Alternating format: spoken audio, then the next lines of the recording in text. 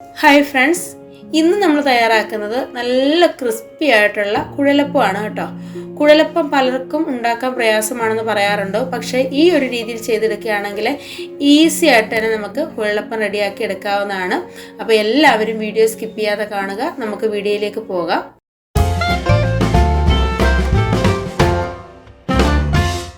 അപ്പോൾ ഇതിനു വേണ്ടി നമുക്ക് ആദ്യം തന്നെ വേണ്ടത് അരിപ്പൊടിയാണ്. ഞാൻ 1 കിലോ അരിപ്പൊടിയാണ് എടുത്തിട്ടുള്ളത്. നമ്മളിത് കടയിൽ നിന്നും പാക്കറ്റിൽ വാങ്ങുന്ന അരിപ്പൊടിയാണ്. അപ്പത്തിനും ഇടിയപ്പത്തിനും ഒക്കെ എടുക്കുന്ന ആ അരിപ്പൊടിയാണ് ഞാൻ എടുത്തേക്കുന്നത്. അതൊന്നുകൂടി ഒന്ന് വറുത്തെടുത്തിട്ടുണ്ട്. അരിപ്പൊടി നന്നായിട്ടൊന്ന് വറുത്തെടുത്ത ശേഷം മാത്രം വേണം നമ്മൾ ഈ കുഴലപ്പം ഉണ്ടാക്കാനായിട്ട് എടുക്കാനായിട്ടോ. അപ്പോൾ ഇതൊന്ന് ചൂടൊക്കെ ഒന്ന് മാറി വരാനായിട്ട് വെച്ചേക്കുകയാണ്. അപ്പോൾ നമ്മൾ സൈഡിലോട്ടൊന്ന് മാറ്റി വെക്കാം. നമുക്ക് വേറെ കുറച്ച് കാര്യങ്ങളോടൊന്ന് ചെയ്തെടുക്കാനുണ്ട്. ഇതിനുവേണ്ടി നമുക്ക് ഒരു ചെറിയ കൂട്ടൊന്ന് തയ്യാറാക്കി എടുക്കണം. അതിനുവേണ്ടി ഞാൻ കുറച്ച് തേങ്ങ ഒന്ന് കട്ട് ചെയ്ത് വെച്ചിട്ടുണ്ട്. അതുപോലെ തന്നെ ഒരു 10 അല്ലി വെളുത്തുള്ളിയാണ് എടുത്തിട്ടുള്ളത്. 20 അല്ലിയോളം ചുവന്നുള്ളിയും എടുത്തിട്ടുണ്ട് കേട്ടോ. തേങ്ങ നമ്മൾ ചിരകി എടുക്കുകയാണെങ്കിൽ ഒരു 2 പിടി തേങ്ങ കാണും കേട്ടോ. അതിൻ്റെ കൂടെ നമ്മൾ കുറച്ച് ജീരകം കൂടി ചേർത്ത് കൊടുക്കുന്നുണ്ട്. 1 ടീസ്പൂൺ ജീരകമാണ് ചേർത്തേക്കുന്നത്. ഇനി ഇതെല്ലാം കൂടെ മിക്സിയുടെ ജാറിലേക്ക് ഇട്ടിട്ട് നന്നായിട്ടൊന്ന് അരച്ചെടുക്കണം.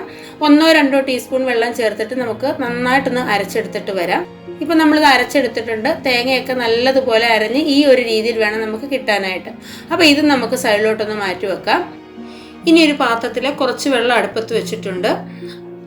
വെള്ളം ഒന്ന് ചെറുതായിട്ട് ചൂടായി വന്നപ്പോൾ തന്നെ നമ്മൾ അരച്ച് വെച്ചേക്കുന്ന അരപ്പ് ഇതിലേക്ക് ചേർത്ത് കൊടുക്കുന്നുണ്ട്. നമ്മൾ ഇതിലാണ് മാവ് തയ്യാറാക്കുന്നത്. ഞാൻ 1 കിലോ അരിപ്പൊടിയാണ് എടുത്തിട്ടുള്ളത്. 1 കിലോ അരിപ്പൊടി ഈ പാത്രത്തിലേക്ക് ഇട്ട് കൊടുക്കുമ്പം എത്ര അളവുണ്ടോ അത്രയും അളവിൽ തന്നെയാണ് നമ്മൾ വെള്ളം വെച്ചിരിക്കുന്നത് കേട്ടോ. അതായത് നമ്മൾ അരച്ച അരപ്പും കൂടി ചേർത്ത് കൊടുക്കുമ്പം ആ ഒരു ലെവലിൽ വെള്ളം എത്തണം. അല്ലെ വെള്ളത്തിൻ്റെ അളവ് കൂടിപ്പോകും.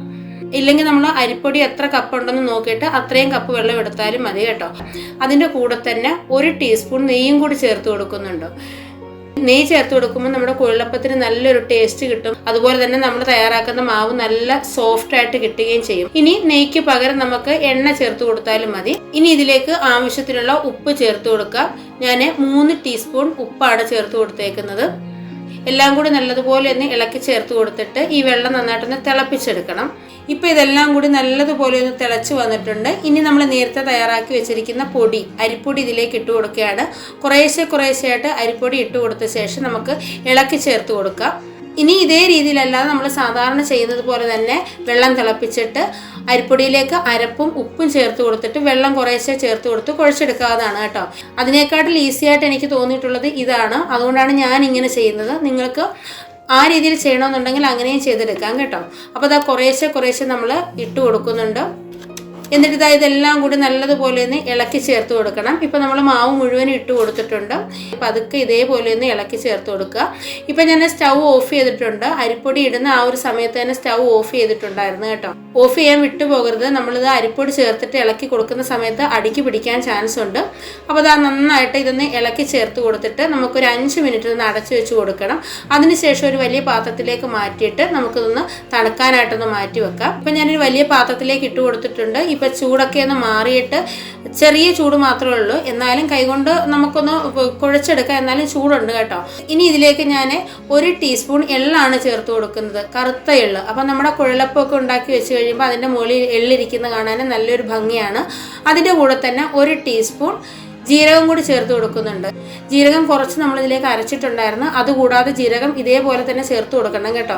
എങ്കിലേ ആ കുഴലപ്പത്തിന് നല്ലൊരു ടേസ്റ്റ് കിട്ടത്തുള്ളൂ. ഇനി കൈകൊണ്ട് തന്നെ നല്ലതുപോലെ ഒന്ന് കുഴച്ചെടുക്കാം. എല്ലാം കൂടി ചേർത്ത് ചെറിയ ചൂടുണ്ട് കേട്ടോ. എന്നാലും കുഴപ്പമില്ല. നമുക്ക് പാത്രത്തിലിട്ട് എല്ലാം കൂടി നല്ലതുപോലെ ഇത് യോജിപ്പിച്ച് കൊടുത്ത ശേഷം കൗണ്ടർ ടോപ്പിലിട്ടിട്ട് നന്നായിട്ടൊന്ന് കുഴച്ചെടുക്കണം. ഈ സമയത്ത് നമ്മൾ ചേർത്ത് കൊടുത്ത ഉപ്പ് കുറവാണെന്നുണ്ടെങ്കിൽ കുറച്ചുകൂടി ഉപ്പ് ചേർത്തിട്ട് നമുക്കിത് കുഴച്ചെടുക്കാവുന്നതാണ് കേട്ടോ. ഇനി ഞാനിത് കൗണ്ടർ ടോപ്പിലിട്ടിട്ട് നന്നായിട്ടൊന്ന് കുഴച്ചെടുക്കുന്നുണ്ട്.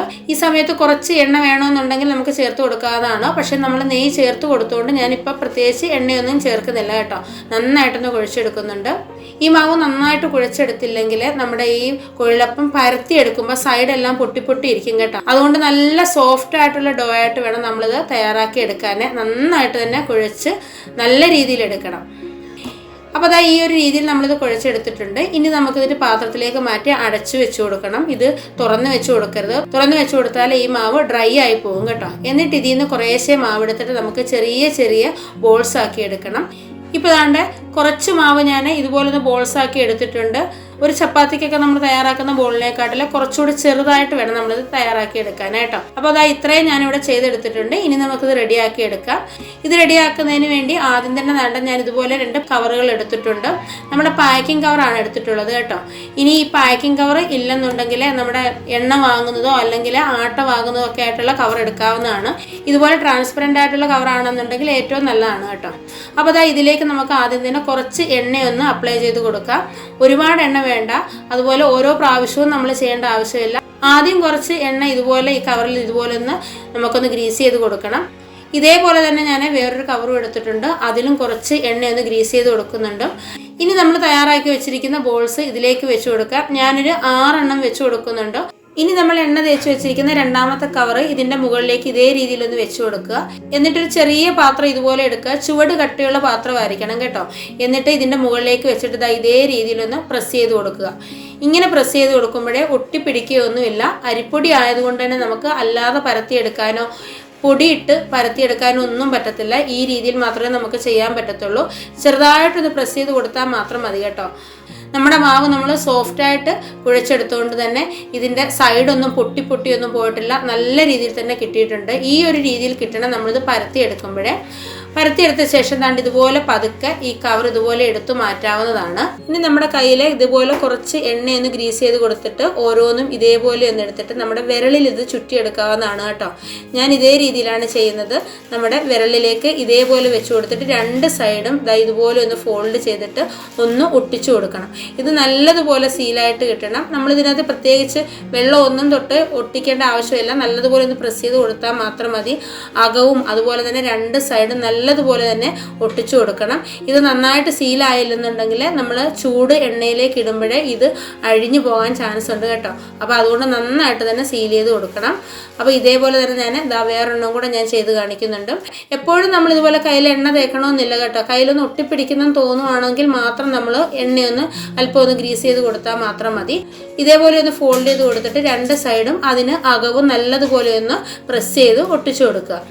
അപ്പോൾ ഇതേപോലെ തന്നെ നമുക്ക് കുറച്ചൊന്ന് ചെയ്തെടുക്കാം. അതിനുശേഷം നമുക്കൊന്ന് ഫ്രൈ ചെയ്തെടുക്കാം. ഇത് ഫ്രൈ ചെയ്തെടുക്കുമ്പോൾ നമ്മൾ കുറച്ച് കാര്യങ്ങളൊന്ന് ശ്രദ്ധിക്കേണ്ടതായിട്ടുണ്ട്. കുറച്ച് ഞാൻ ഇതേപോലെ റെഡിയാക്കി വെച്ചിട്ടുണ്ട്. ഇനി നമുക്കൊന്ന് ഫ്രൈ ചെയ്തെടുക്കാം. എണ്ണ നന്നായിട്ടൊന്ന് ചൂടായി വന്നതിന് ശേഷം ഹൈ ഫ്ലെയിമിൽ വെച്ച് കൊടുത്തുകൊണ്ട് വേണം നമ്മൾ ഇതിലേക്ക് ഇട്ട് കൊടുക്കാനായിട്ട് കേട്ടോ. ലോ ഫ്ലെയിമിൽ ഇട്ടിട്ട് നമ്മൾ ചെയ്ത് കൊടുക്കുകയാണെങ്കിൽ നമ്മൾ ഓരോന്ന് ഇതിലേക്ക് ഇടുന്ന സമയത്തും എണ്ണയുടെ ചൂട് കുറഞ്ഞുകൊണ്ടിരിക്കും. അപ്പോൾ എണ്ണയുടെ ചൂട് കുറയുകയാണെങ്കിൽ നമ്മൾ ഇട്ട് കൊടുക്കുമ്പോഴേ ഈ കുഴലപ്പം നല്ലതുപോലെ പൊള്ളി വരത്തില്ല കേട്ടോ.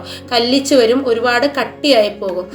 നല്ലതുപോലെ നമ്മൾ കയ്യിൽ വെച്ച് അമർത്തുമ്പോൾ നല്ല പൊടിഞ്ഞു വരുന്ന ആ ഒരു രീതിയിൽ വരണമെന്നുണ്ടെങ്കിൽ ഹൈ ഫ്ലെയിമിൽ വെച്ച് കൊടുത്തുകൊണ്ട് തന്നെ നമ്മൾ ഇതിലേക്ക് ഇട്ട് കൊടുക്കണം. ഇട്ട് കൊടുത്ത ശേഷം നമ്മൾ അന്നേരം ഒന്നും ഇതൊന്ന് അനക്കാനോ ഇളക്കാനോ ഒന്നും പാടില്ല കേട്ടോ. അപ്പം നമ്മളിത് ഒട്ടിച്ചേക്കുന്നതൊക്കെ അത് അഴിഞ്ഞു പോകാൻ ചാൻസ് ഉണ്ട്. കുറച്ച് കഴിയുമ്പോഴേ ഇത് നമുക്ക് ചെറിയ രീതിയിലൊന്ന് ഇളക്കി ചേർത്ത് ഇതേപോലെ ഒന്ന് കൊടുക്കാം. ഇങ്ങനെ ഇട്ട് നമ്മൾ ഒരിക്കലും ഇത് ഫ്രൈ ചെയ്തെടുക്കരുത് കേട്ടോ. ഇതൊന്ന് കുറച്ചൊന്ന് വെന്ത് വരുമ്പോഴേ ഇതൊന്ന് ഇളക്കി ചേർത്ത് വേണം നമ്മളിത് ചെയ്തെടുക്കാനായിട്ട്. അല്ലെങ്കിൽ ഇങ്ങനെ കിടക്കുന്ന ഒരു സൈഡ് മാത്രം ഫ്രൈ ആയിട്ട് വരികയും മറു സൈഡൊന്നും വേവാതെയും ഫ്രൈ ആവാതെയും ഇരിക്കും കേട്ടോ. ഞാനിത് ഹൈ ഫ്ലെയിമിൽ ഇട്ട് കൊടുത്തുകൊണ്ട് തന്നെയാണ് ചെയ്തെടുക്കുന്നത്. കരിഞ്ഞൊന്നും പോവുകയില്ല കേട്ടോ. ഇളക്കി ചേർത്തിട്ട് ഇതേപോലെ ഒന്ന് ചെയ്തെടുത്താൽ മാത്രം മതി. ഇപ്പോൾ ദാണ്ടെ നല്ല രീതിയിൽ ഇതൊന്ന് റെഡി ആയിട്ട് വന്നിട്ടുണ്ട്. ഇനി നമുക്കിത് കോരിയെടുക്കാം. എന്നിട്ട് ഇതേപോലെ തന്നെ നമുക്ക് ബാക്കിയുള്ളതും കൂടി ഒന്ന് ചെയ്തെടുക്കാം. അപ്പോൾ ഇതാ കണ്ടില്ലേ, നമ്മുടെ ക്രിസ്പി ആയിട്ടുള്ള നല്ല ടേസ്റ്റി ആയിട്ടുള്ള നമ്മുടെ കുഴലപ്പം എല്ലാം നമ്മളിവിടെ റെഡിയാക്കി വെച്ചിട്ടുണ്ട്. ഇത് ഈ ഒരു വലിയ പാത്രം നിറയുണ്ട്. ഇതുപോലെ വേറൊരു പാത്രത്തിൽ നിറയുണ്ട് കേട്ടോ. അപ്പം ഇതേ രീതിയിൽ നിങ്ങൾ ഒരു പ്രാവശ്യമെങ്കിലും ഉണ്ടാക്കി നോക്കുക. നമുക്ക് പെർഫെക്റ്റ് ആയിട്ടുള്ള നമുക്ക് കടയിൽ നിന്നും വാങ്ങുന്ന അതേ രീതിയിലുള്ള കുഴലപ്പം നമുക്ക് റെഡിയാക്കി എടുക്കാവുന്നതാണ്. ഒട്ടും കട്ടിയില്ലാതെ നല്ല ക്രിസ്പി ആയിട്ടാണ് നമ്മളിത് റെഡിയാക്കി വെക്കുന്നത്.